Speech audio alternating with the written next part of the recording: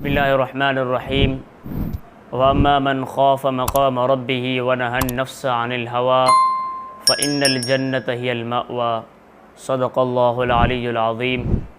آج میں آپ حضرات کے سامنے خوف خدا کے متعلق کچھ باتیں عرض کرنا چاہتا ہوں۔ امید ہے کہ آپ حضرات کو یہ میری باتیں اچھی لگیں گی اور انشاءاللہ آپ اس پر عمل کریں گے۔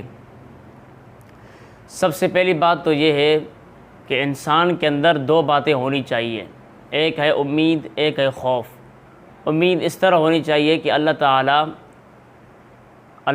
کی بارگاہ کے اندر امید اس طرح ہونی چاہیے کہ ہم اگر اللہ تعالیٰ کی بارگاہ کے اندر ہم گناہ نہیں کریں گے، اس کی بندگی کریں گے تو اللہ تعالیٰ میں بخش دیں گے، یہ ہے امید۔ اور خوف اس طرح ہونا چاہیے کہ اللہ تعالیٰ کی بارگاہ میں اگر ہم گناہ کریں گے تو اللہ تعالیٰ ہماری پکڑ کریں گے اور ہمیں جہنم میں نصیب کریں گے۔ تو اس طرح کا خوف ہمارے دل کے اندر ہونا چاہیے کہ جب خوف ہوگا تو انسان کو شیطان حملہ نہیں کر سکے گا۔ شیطان کبھی بھی اس انسان پر حاوی نہیں ہوتا کہ جس کے اندر اللہ تعالیٰ کا ڈرپ اور اللہ تعالیٰ کا خوف ہوتا ہے، شیطان اس سے بھاگتا ہے۔ تو انسان کی کیفیت اس طرح ہونی چاہیے، خوف ہونا چاہیے۔ جس طرح امام غزالی رحمۃ اللہ علیہ نے یہ لکھا ہے کہ جب انسان نوجوان ہو تو نوجوانی کی حالت میں اللہ تعالیٰ کا خوف اس کے دل کے اندر ہو۔ کیونکہ شیطان جتنا نوجوان کو بھٹکاتا ہے اتنا بوڑھے کو نہیں بھٹکائے گا۔ نوجوان سے جتنے گناہ کرواتا ہے، چوریاں، ڈاکہ، زنی، جتنے بھی خرافات ہیں جتنے نوجوان سے ہوتی ہیں اتنے بوڑھے سے نہیں ہوتے۔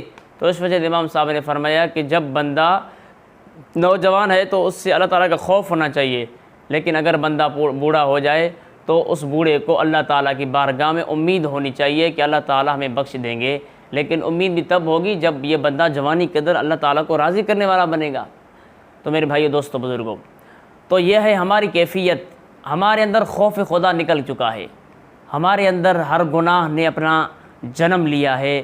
ہمارے اندر فحاشی بھی ہے، عریانی بھی ہے، زنا بھی ہے، ڈاکہ زنی بھی ہے، اور چغلی ہے، جھوٹ ہے، اسی طریقے سے جتنے بھی گناہات ہمارے اندر موجود ہیں۔ یہ وجہ یہ ہے کہ ہمارے اندر اللہ تعالیٰ کا خوف نکل چکا ہے۔ جب ہمارے اندر خوف آئے گا تو انشاءاللہ تعالیٰ یہ گناہ ہم سے نہیں ہوں گے۔ جب مومن بندہ گناہ کرتا ہے، گویا کہ وہ یہ محسوس کرتا ہے کہ میرے سر کے اوپر اتنا پہاڑ گرا ہوا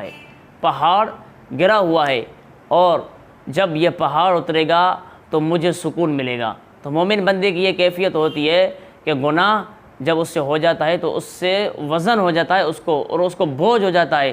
جب تک وہ اللہ تعالیٰ کی بارگاہ میں توبہ نہیں کرتا تب تک اس کا ڈرپ اور اس کا بھو نکلتا نہیں ہے۔ اور کافر بندہ جب گناہ کرتا ہے تو گویا کہ وہ یہ تصور کرتا ہے کہ میرے سر کے اوپر مکھی بیٹھی ہے اور کچھ دیر کے اندر اڑ جائے گی۔ اب مکھی کا نہ بیٹھنا اس کے اوپر بوجھ، نہ اڑنا اس کے اوپر بوجھ۔ تو کافر بندہ اپنی خوشی کے اندر گناہ کر لیتا ہے، اس کے اوپر کسی قسم کا بوجھ محسوس نہیں ہوتا۔ تو بھائیو، گناہ کتنا بھی چھوٹا ہو، ہمیں یہ جو ہے گمان رکھنا چاہیے کہ گناہ تو چھوٹا ہے، لیکن یہ ہمیں تصور ہونا چاہیے کہ ہم کتنے خالق کی نافرمانی کر رہے ہیں، کتنے بڑے خالق کی نافرمانی کر رہے ہیں۔ گناہ چاہے چھوٹا ہے لیکن وہ خالق کتنا بڑا ہے، اور ہم اس کے بارگاہ میں کھڑے ہو کر اللہ تعالیٰ ہمیں دیکھ بھی رہا ہے اور ہم اس کے گناہ کر رہے ہیں۔ ہم جو ہے اللہ تعالیٰ سے توبہ طائب ہوں، رجوع کریں۔ جس طرح میں نے آپ کے سامنے قرآن کی آیت بھی پڑھی، وَأَمَّا مَنْ خَافَ مَقَامَ رَبِّهِ وَنَهَى النَّفْسَ عَنِ الْهَوَىٰ، اور جو شخص اللہ تعالیٰ کی بارگاہ میں کھڑے ہونے سے خوف کرتا ہے اور خواہشات سے اپنے آپ کو روکتا ہے، جو بندہ ان دو باتوں کا حامل ہوگا تو اللہ فرماتے ہیں فَإِنَّ الْجَنَّةَ الْمَأْوَىٰ، تو جنت اس کے لیے ٹھکانہ بن جائے گا۔ جنت کا وارث وہی ہے۔ اس سے اوپر والی آیت کے اندر اللہ تعالیٰ نے فرمایا فَأَمَّا مَنْ طَغَىٰ وَآثَرَ الْحَيَاةَ الدُّنْيَا فَإِنَّ الْجَحِيمَ هِيَ الْمَأْوَىٰ، جس نے سرکشی کی، دنیا کی زندگی کو ترجیح دی، آخرت کو کچھ نہ سمجھا، تو اللہ تعالیٰ فرماتے ہیں کہ بس جہنم اس کا ٹھکانہ بن گیا۔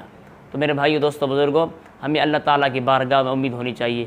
حضرت عمر رضی اللہ تعالیٰ عنہ وقت کا خلیفہ ہے، اور آپ صلی اللہ علیہ وسلم نے حضرت حذیفہ بن یمان کو منافقوں کی ایک فہرست بنا کے دی تھی کہ بھائی میری امت کے اندر یہ لوگ منافق ہیں، میری امت کے اندر یہ لوگ منافق ہیں۔ جب عمر کا خلافت کا زمانہ آیا تو عمر نے اس کو بلایا، عمر نے اس کو کہا کہ اے حذیفہ، آپ نے تو آپ کو یہ فرمایا ہے کہ نام نہیں بتانا، لیکن مجھے یہ بتا کہ اس منافقوں کی فہرست میں عمر کا تو نام نہیں۔ تو جب اس نے کہا کہ بھئی آپ کا نام نہیں ہے تو حضرت عمر نے وہاں پر تو شکرانے کے 2 رکعت نفل پڑھے ہیں۔ امیر المؤمنین ہے، 4000 مساجد قائم کرنے والا ہے، 900 جامع مسجد قائم کرنے والا شخص، جس کے بارے میں نبی نے یہ بھی فرمایا کہ لو کان بعدی نبی لکان عمر، اگر میرے بعد نبوت کا سلسلہ دائم اور قائم ہوتا تو میرے بعد عمر ہوتا۔ اس کا مطلب یہ ہے کہ بڑا سے بڑا کتنا نہ بندہ بن جائے، بڑا سے بڑا کتنا نہ عالم علامہ بن جائے، لیکن اس کے اندر جب خوف خدا نہیں ہوتا تو وہ بندہ کچھ بھی نہیں ہے۔ اس طرح حضرت عمر نے اخیر زمانے کے اندر اپنے آپ کو یہ مخاطب کرتے ہوئے فرمایا، عرض کیا کہ اے عمر سن لے، اگر رب نہ تجھ سے قیامت کے دن راضی نہ ہوا تو پھر تیری زندگی بیکار، پھر تیرا یہ مسجد بنانا، عدل قائم کرنا، لوگوں کو روٹیاں فراہم کرنا، آدھی رات کو اپنے کندھے پر بستر پر اپنے کندھے پر گندم اٹھا کر گھروں تک پہنچانا، پھر یہ تیرے کام بیکار۔ جب رب تجھ سے ناراض تو پھر تیرا کیا کام اللہ کے یہاں مقبول ہوگا۔